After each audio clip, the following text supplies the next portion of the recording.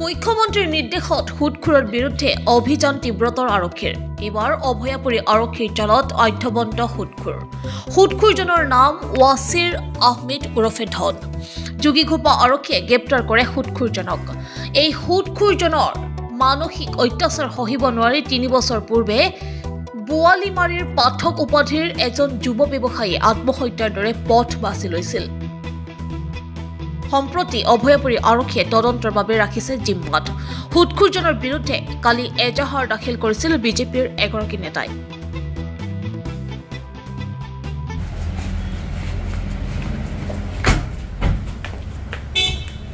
অসমৰ মুখ্যমন্ত্ৰী ডক্টৰ হিমন্ত বিশ্ব শৰ্মা দেৱৰ যি নিৰ্দেশ আছিল সুদখোৰক এৰেষ্ট কৰাৰ কাৰণে এছপিসকলক দিয়া নিৰ্দেশৰ ওপৰত ভিত্তি কৰি আমি বঙাইগাঁও জিলাৰ অভয়পুৰী থানাত এখন কেছ ৰুজু কৰিছিলোঁ আৰু সেই কেছ মৰ্মে অভয়পুৰী ৰৌমাৰীৰ ৱাছিম বা তাৰ ডাক নাম হৈছে ধন, সেই ধনৰ নাম সকলোৱে পৰিচিত নাম হৈছে ধন।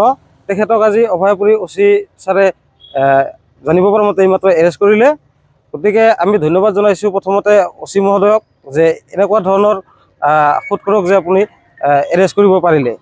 কাৰণ আমি দেখা পাইছোঁ যি সময়ত মুখ্যমন্ত্ৰী মহোদয়ে এছপিসকলক নিৰ্দেশ জনাইছে যে তেখেতসকলে নিজাববীয়াকৈ কেছ ৰুজু কৰি সুদখোৰৰ এগেইনষ্টত একশ্যন ল'বলৈ, আৰু সেই মুহূৰ্তত আজি মই কেছ দিবলগীয়া হৈছে সেই সুদখোৰৰ এগেইনষ্টত।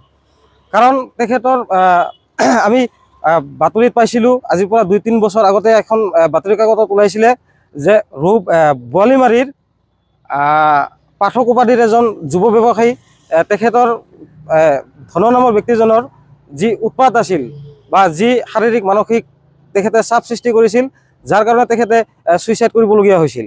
গতিকে আমি অসমৰ মুখ্যমন্ত্ৰী ডক্টৰ হিমন্ত বিশ্ব শৰ্মা ডাঙৰীয়া লগতে অসমৰ DGP মহোদয় GP সিং ডাঙৰীয়াক মই ইয়াৰ পৰা সংবাদ মাধ্যমৰ যোগেদি আহ্বান জনাইছোঁ যাতে এই অভয়পুৰীত থকা বা বঙাইগাঁও জিলাত থকা ইয়াক আমি সবচে ৱান্টেড বুলি ভাবোঁ। কাৰণ যিহেতু তাৰ কাৰণে বহুত মানুহ মৰিছে আৰু লগতে অভয়পুৰীৰ বহুতো লোক তেখেতৰ পৰা সুদৰ পইচা দিব নোৱাৰি 20-ৰ পৰা 30% তেখেতে যিহেতু সুদৰ পইচা লগায় আৰু সেই পইচা দিব নোৱাৰি অভয়পুৰীৰ পৰা কিছু লোক পলায়নো কৰিছে আমি জানিব পৰা মতে। আৰু এটা কথা মই সংবাদ মাধ্যমৰ যোগেদি মই ক'ব খুজিছোঁ অসমৰ মুখ্যমন্ত্ৰী ডক্টৰ হিমন্ত বিশ্ব শৰ্মা দেৱক যে তেখেতে কৈ থাকে তেখেতৰ সুদ দিয়া লাইচেঞ্চ থকা বুলি। গতিকে আমি জানিব বিচাৰোঁ যদি তেখেতৰ লাইচেঞ্চ আছে তেতিয়াহ'লে সেই লাইচেঞ্চৰ ভিত্তিত তেখেতে কিমান টকা কিমান পাৰ্চেণ্টত সুদত দিব পাৰে পইচা, আৰু তেখেতৰ সম্পত্তি কিমান হ'ল, আজি তাৰিখত তেখেতৰ সম্পত্তি কিমান হ'ল, তেখেতৰ চাকৰি নাই একো নাই, গতিকে পইচা ক'ৰ পৰা আহিল, সেই গোটেই তেখেতৰ ওপৰত ৰেড কৰিব লাগে। সম্পত্তিৰ ওপৰত আয়কৰ বিভাগেও ইয়াৰ ওপৰত গুৰুত্ব প্ৰদান কৰি তেখেতৰ ওপৰত বিহিত ব্যৱস্থা লোৱাৰ কাৰণে মই অনুৰোধ জনাইছোঁ।